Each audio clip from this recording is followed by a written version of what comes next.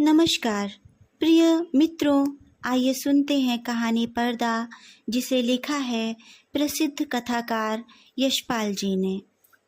चौधरी पीर बख्श के दादा चुंगी के महकमे में दरोगा थे। आमदनी अच्छी थी।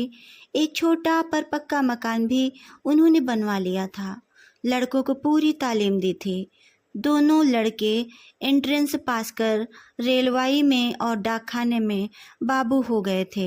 चौधरी साहब की ज़िंदगी में लड़कों के ब्याह और बाल बच्चे भी हुए, लेकिन ओहदों और तनख्वाह में खास तरक्की न हो सकी।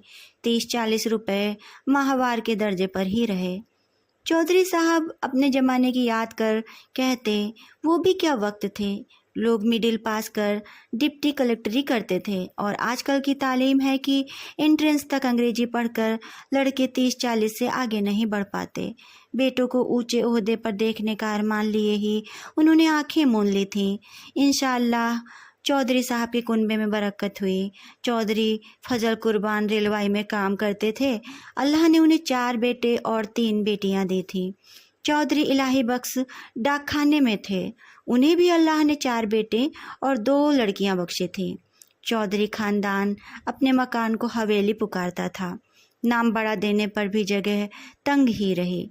दारोगा साहब के ज़माने में जनाना भीतर था और बाहर बैठक में वे मोढ़े पर बैठकर नीचा गुड़गुड़ाया करते थे। उनके बाद जगह की तंगी की वजह से बैठक भी जनाजे में शामिल हो गई थी और घर की ड्योढ़ी पर पर्दा लटक गया था। बैठक न रहने पर भी घर की इज्जत का ख्याल था, इसलिए पर्दा बोरी के टाट का नहीं, बढ़िया किस्म का लटकाया जाता था। दोनों भाइयों के बाल बच्चे एक ही मकान में रहते थे, पर भीतर सब अलग अलग था। ड्योढ़ी का पर्दा कौन भाई लाए, इस समस्या का हल यह हुआ कि दरोगा साहब के ज़माने की पलंग की रंगीन दरियां एक के बाद एक ड्योढ़ी में लटकाई जाने लगी। तीसरी पीढ़ी के ब्याह शादी होने लगे। आखिर चौधरी खानदान की औलाद को हवेली छोड़ दूसरी जगह तलाश करनी पड़ी। चौधरी इलाही बख्श के बड़े साहबजादे एंट्रेंस पास कर डाकखाने में 20 रुपए की क्लर्की पा गए। दूसरे साहबजादे मिडिल पास कर अस्पताल में कंपाउंडर बन गए। ज्यों ज्यों जमाना गुजरता रहा, तालीम और नौकरी दोनों ही मुश्किल होती जा रही थी। तीसरे बेटे होनहार थे। उन्होंने वजीफ़ा पाया। जैसे तैसे मिडिल पास कर स्कूल में मुदर्रिस होदे हाथ चले गए। चौथे लड़के पीर बख्श प्राइमरी से आगे न बढ़ सके। आजकल की तालीम माँ बाप पर खर्च के बोझ के सिवाय और है क्या। स्कूल की फ़ीस हर महीने और किताबों, कापियों और नक्शों के लिए रुपए ही रुपए। चौधरी पीर बख्श का भी ब्याह हो गया था। मौला के करम से बीबी की गोद भी जल्दी ही भर गई। पीर बख्श ने रोजगार के तौर पर खानदान की इज्जत के ख्याल से एक तेल की मिल में मुंशीगिरी कर ली थी। तालीम ज़्यादा नहीं तो क्या, सफ़ेद पोश खानदान की इज्जत का पास तो था ही।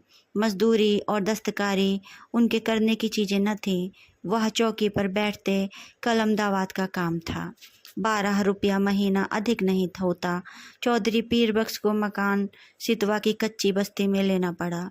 मकान का किराया 2 रुपया था। आसपास गरीब और कमीन लोगों की बस्ती थी।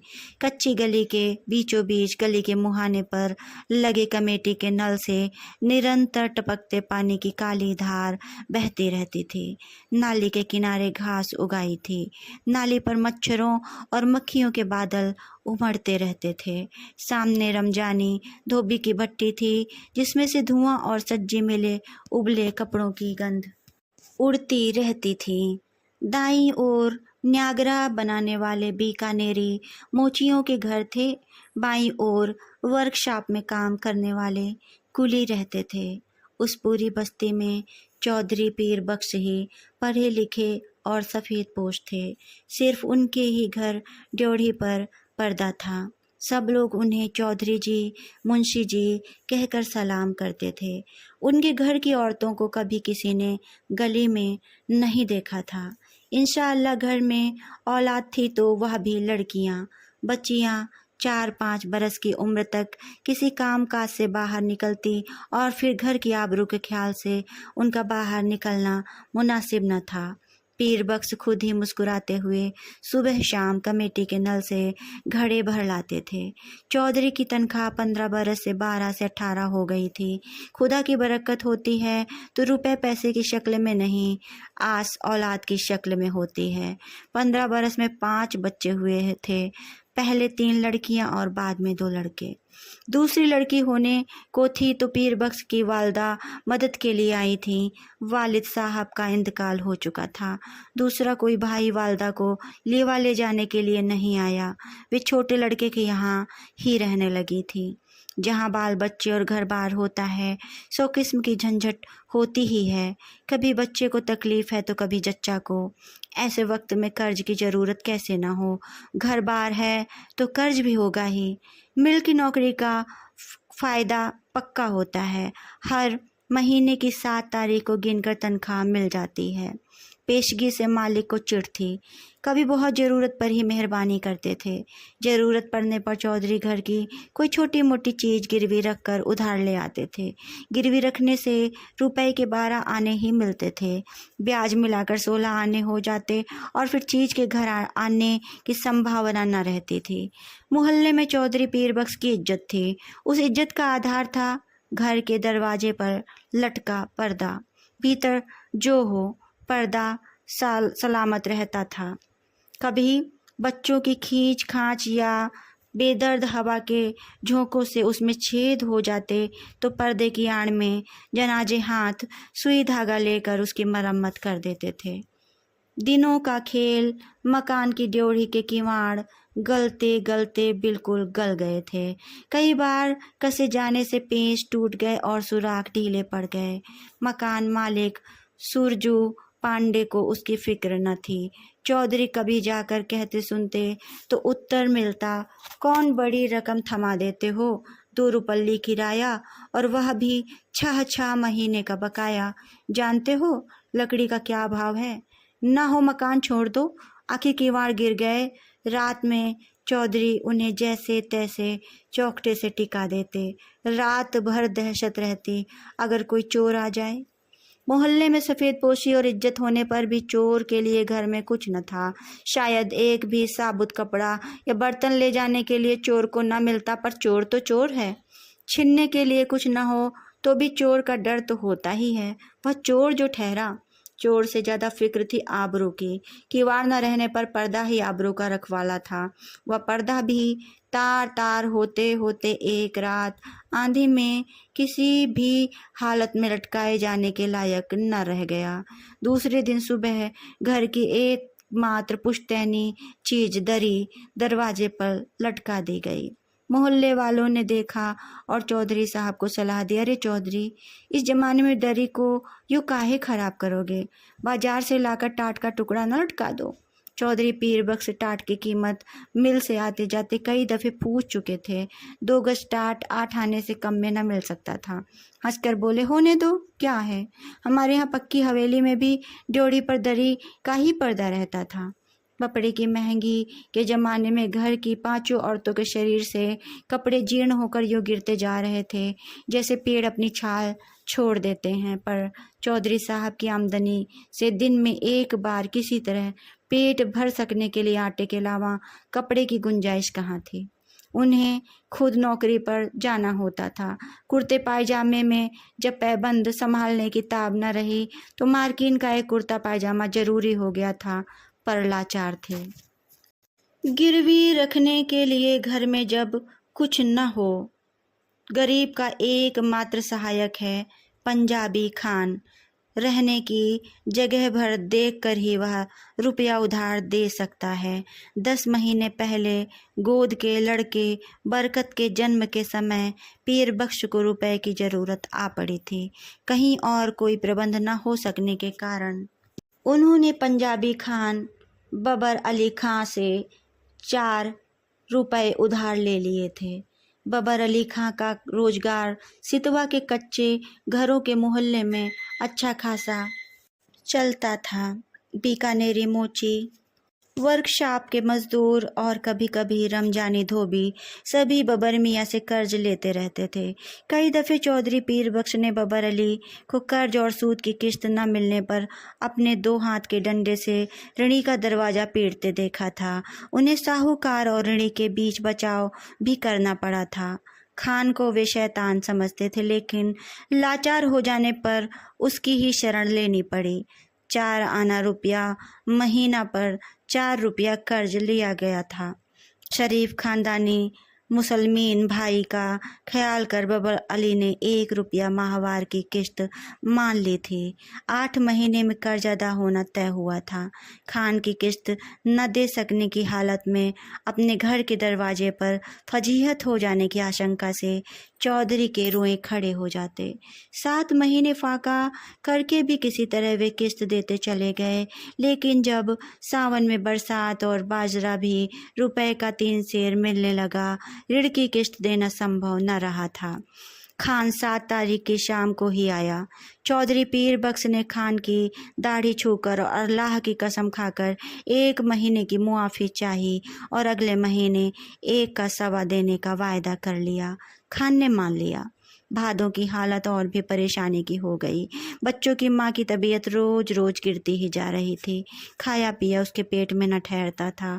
पत्थे के लिए उसे गेहूं की रोटी देना जरूरी हो गया था। गेहूं मुश्किल से मिलता था और रुपए का सिर्फ 1.25 सेर।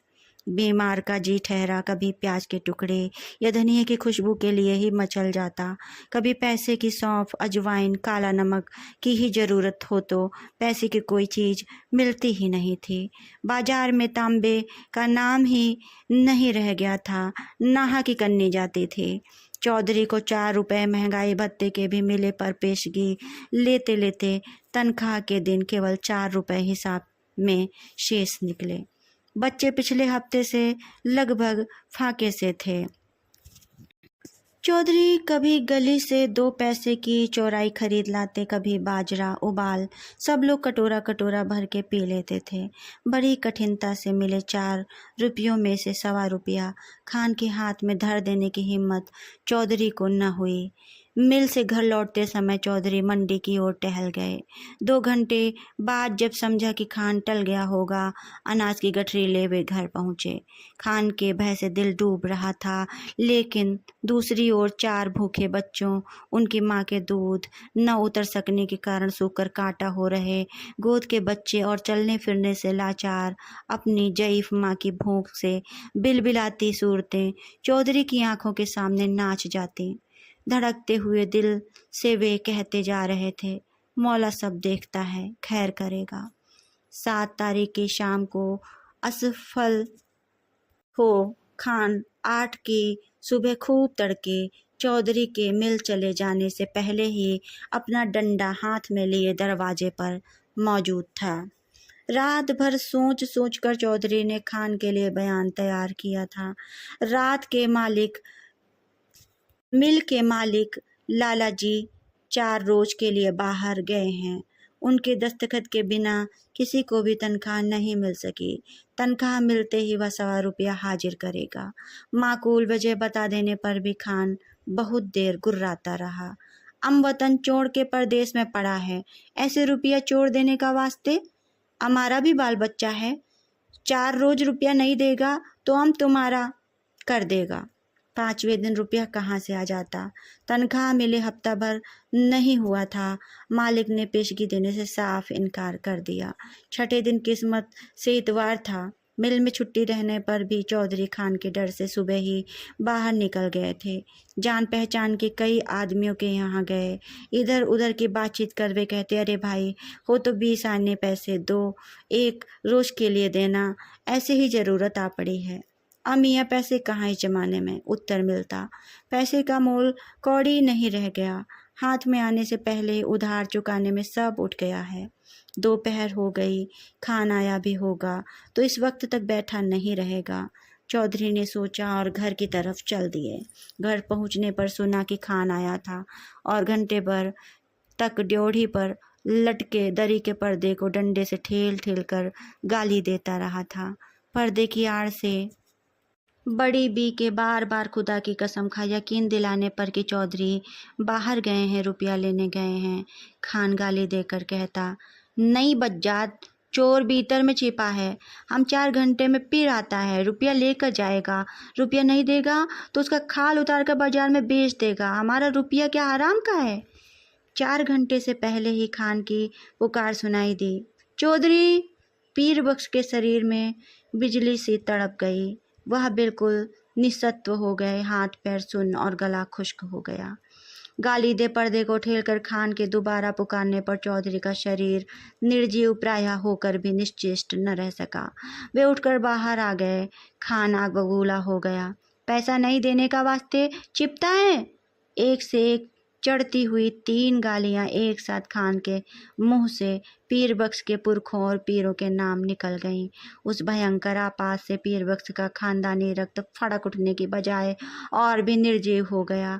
खान के घुटने छूकर अपनी मुसीबत बताकर मुआफ़ी के लिए खुशामद करने लगे। खान की तेजी बढ़ गई। उसके ऊंचे स्वर से पड़ोस के मोची और मजदूर चौधरी के दरवाजे के सामने इकट्ठे हो गए थे। खान क्रोध में डंडा फटकार कर कह रहा था, पैसा नहीं देना था तो लिया क्यों? तनख्वाह किधर में जाता? आरामी हमारा पैसा मारेगा, हम तुम्हारा खाल खींच लेगा। पैसा नहीं है तो घर पर पर्दा लटका के शरीफ ज़्यादा कैसे बनता? तुम हमको बीवी का गहना दो, बर्तन दो, कुछ भी दो, हम ऐसे नहीं जाएगा। चौधरी पीर बख्श ने बिल्कुल बेबस और लाचारी में दोनों हाथ उठाकर खुदा से खान के लिए दुआ मांगकर कसम खाई, पैसा भी घर में नहीं है, बर्तन भी नहीं है, कपड़ा भी नहीं। खान चाहे तो बेशक उनकी खाल उतार कर बेच ले। खान और भी भड़क गया, हम तुम्हारा दुआ का क्या करेगा? हम तुम्हारा खाल क्या करेगा? उसका तो जूती भी नहीं बनेगा। तुम्हारा खाल से तो ये टाट अच्छा।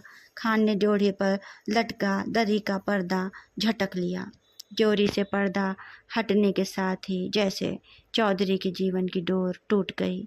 वह डगमगाकर जमीन पर गिर पड़े। चौधरी में उस दृश्य को देख सकने की ताव न थी, परंतु द्वार पर खड़ी भीड़ ने देखा।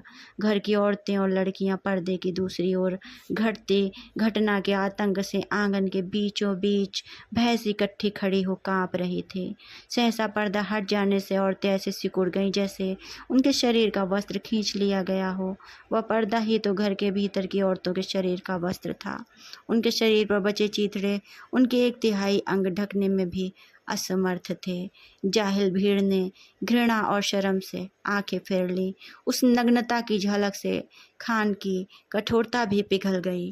ग्लानि से थूक पर्दे को आंगन में वापस फेंक क्रुद्ध निराशा में उसने कहा, लाहौल बिला, और असफल लौट गया। भीड़ भय से चीख कर ओट में भागती हुई औरतों पर दया करके दरवाजे के सामने से हट गई। चौधरी बेसुध पड़े थे। जब उन्हें होश आया, ड्योढ़ी का पर्दा आंगन में सामने पड़ा था, परंतु उसे उठाकर फिर से लटका देने का सामर्थ्य उनमें शेष न था। शायद अब उसकी आवश्यकता भी न रही थी। पर्दा जिस भावना का अवलंब था, वह मर चुकी थी।